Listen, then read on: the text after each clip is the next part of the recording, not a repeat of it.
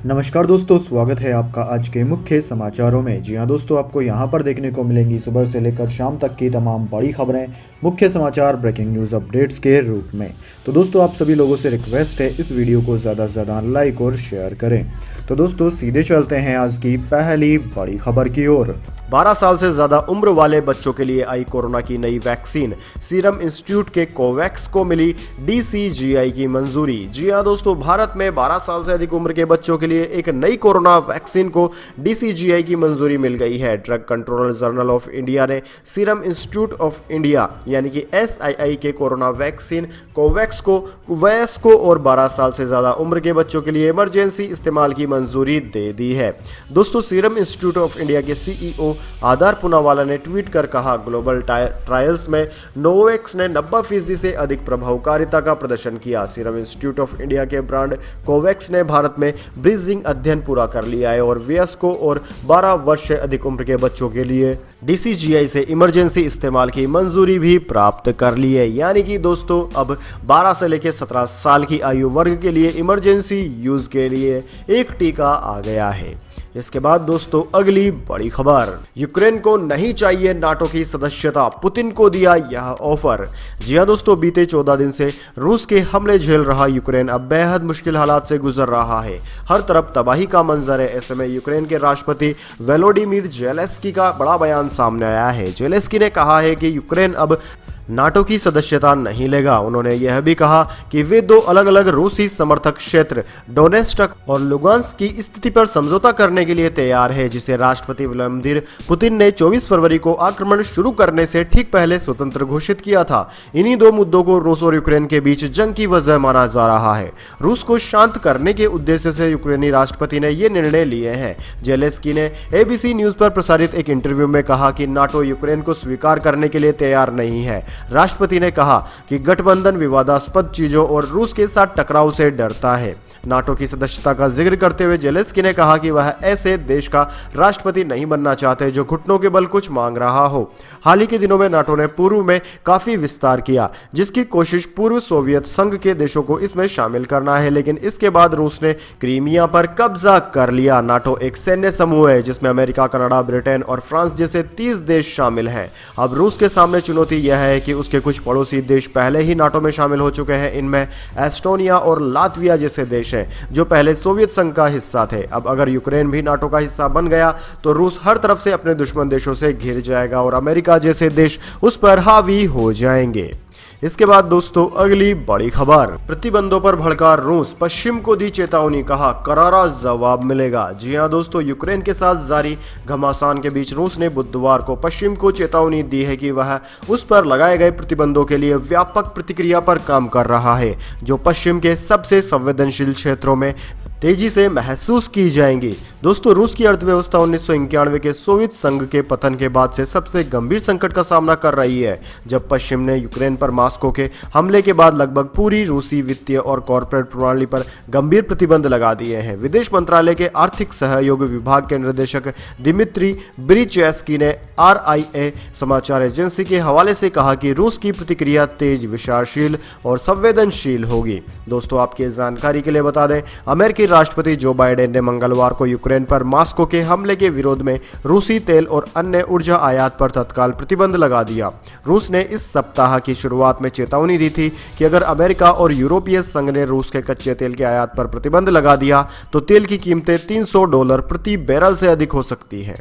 इसके बाद दोस्तों, अगली बड़ी खबर, जडेजा बने number 1 test all rounder, ICC test rankings में भारतीय खिलाड़ियों का दबदबा, टॉप 5 में कोहली की वापसी।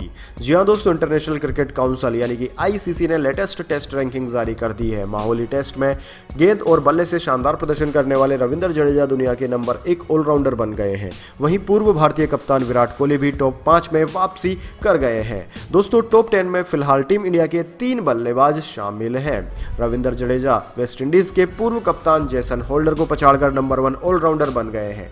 जडेजा ने माहौली टेस्ट की पहली पारी में शानदार बैटिंग बैटिंग करते हुए रिकॉर्ड 175 रन की नाबाद पारी खेली थी। इसके बाद मैच की दोनों पारियों में उन्होंने कुल 9 विकेट भी चटकाए थे। पहली पारी में सर जडेजा ने 5 और दूसरी पारी में 4 श्रीलंकाई खिलाड़ियों को आउट किया। जडेजा 406 रेटिंग पॉइंट्स के साथ तीसरे से पहले पायदान पर पहुंच गए। वहीं जेसन होल्डर 383 पॉइंट्स के साथ दूसरे स्थान पर है। तीसरे पायदान पर आर अश्विन का नाम आता है। माहौली में अश्विन ने 61 रन बनाने के अलावा 6 विकेट भी हासिल किए। वहीं दोस्तों विराट कोहली को बल्लेबाजी रैंकिंग में 2 स्थान का फायदा हुआ। कोहली 763 रेटिंग पॉइंट्स के साथ 7वें से 5वें नंबर पर पहुंच गए हैं। श्रीलंका के खिलाफ माहौली में अपना 100वां टेस्ट खेलने वाले विराट ने पहले टेस्ट में 45 रन बनाए थे। इनके अलावा कप्तान रोहित शर्मा 761 पॉइंट्स के साथ 6ठे नंबर पर बरकरार हैं। वहीं ऋषभ पंत एक स्थान के फायदे के साथ 11वें से 10वें नंबर पर आ गए हैं। इसके बाद दोस्तों अगली बड़ी खबर, ईवीएम पर बवाल के बीच 5 राज्यों की चुनावी किस्मत का फैसला आज। अखिलेश बोले स्ट्रांग रूम के बाहर डटे रहे सपा कार्यकर्ता।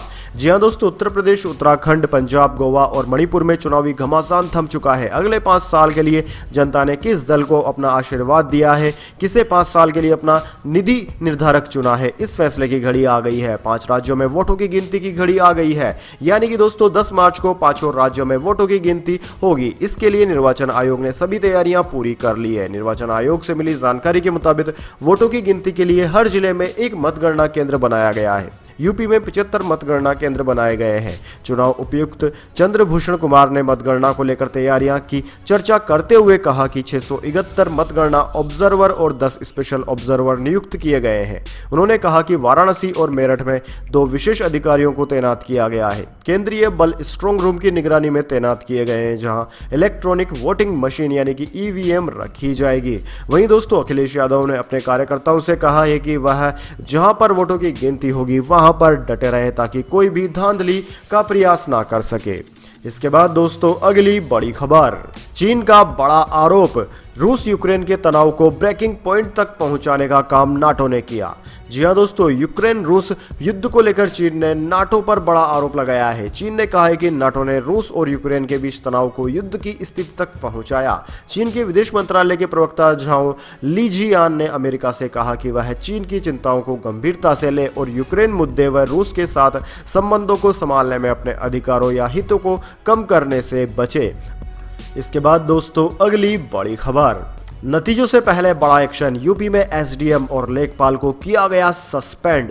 जी हां दोस्तों, उत्तर प्रदेश समेत सभी 5 चुनावी राज्यों में 10 मार्च यानी कि आज चुनाव के नतीजे घोषित हो रहे हैं। इससे पहले तमाम राजनीतिक दल द्वारा ईवीएम पर सवाल और चुनावी प्रक्रिया में ढील के मुद्दे उठते रहे।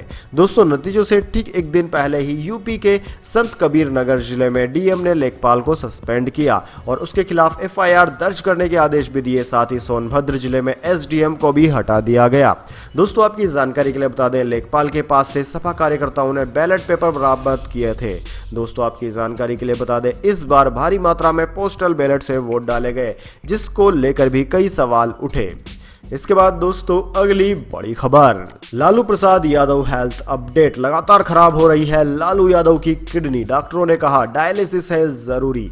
जी हां दोस्तों, आरजेडी सुप्रीमो लालू प्रसाद यादव की तबीयत लगातार बिगड़ती जा रही है। रिम्स के पैंग वार्ड में उसका इलाज चल रहा है। डॉक्टरों का कहना है कि लालू यादव की किडनी लगातार खराब होती जा रही है, ऐसे में डायलिसिस जरूरी है। लालू यादव की किडनी 80% से ज्यादा खराब हो चुकी है, किसी तरह का सुधार नहीं दिख रहा है। अपडेट रिपोर्ट की माने तो दवा की खुराक और उसके खानपान में बदलाव किया जा रहा है। दोस्तों मिली जानकारी के अनुसार मंगलवार को लालू प्रसाद यादव के सीरम केराटिनाइन लेवल की जांच की गई, जो 3.5 से बढ़कर 4.2 हो गया था। सीरम केराटिनाइट से किडनी के कार्य करने की क्षमता का पता चलता है। डॉक्टरों का कहना है कि अगर किडनी की स्थिति यूं ही बनी रही तो जल्द ही लालू प्रसाद यादव का डायलिसिस करवाना पड़ सकता है। उनका ब्लड प्रेशर सामान्य है और ब्लड शुगर की स्थिति भी ठीक है। इसके बाद दोस्तों अगली बड़ी खबर, गोल्ड सिल्वर प्राइस टुडे, आसमान छू रही है सोने चांदी की कीमतें, फटाफट जान लीजिए। जी हां दोस्तों, अमेरिका द्वारा रूसी कच्चे तेल, गैस और कोयले की आयात पर प्रतिबंध लगाने के बाद महंगाई की आशंका बढ़ गई। इसी बीच बुधवार को पीली धातु में तेजी आई। मल्टी कम्युनिटी एक्सचेंज में आज सोना वायदा 1.62% यानी कि 871 रुपए बढ़कर 55,095 रुपए प्रति 10 ग्राम पर पहुंच गया। जबकि चांदी की बात की जाए तो 1520 रुपए बढ़कर 72,905 रुपए प्रति किलोग्राम पर पहुंच गई है।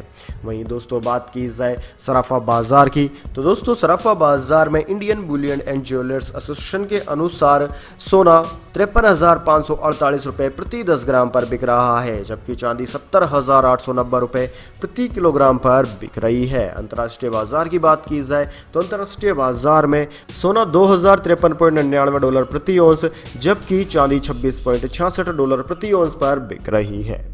इसके बाद दोस्तों अगली बड़ी खबर, यूक्रेन संकट के बीच शेयर बाजार के निवेशकों के लिए खुशखबरी, 2 दिन में इतनी बड़ी पूंजी। जी हां दोस्तों, घरेलू शेयर बाजार में तेजी का सिलसिला लगातार दूसरे दिन भी जारी रहने से इक्विटी निवेशकों की पूंजी 2 दिन में 7.21 लाख करोड़ रुपए बढ़ गई है। सेंसेक्स में 1223.24 अंक की तीव्र वृद्धि देखी गई। यह कारोबार के अंत में 54,893.73 अंक पर रहा। इसमें मंगलवार को भी 581 अंक की बढ़त दर्ज की गई थी। दोस्तों, इस तरह लगातार 2 कारोबारी दिवस में सेंसेक्स अच्छी बढ़त पर रहा। इन 2 दिनों में बीएसई की सूचीबद्ध कंपनियों का बाजार पूंजीकरण 7.21 लाख करोड़ रुपए बढ़ गया।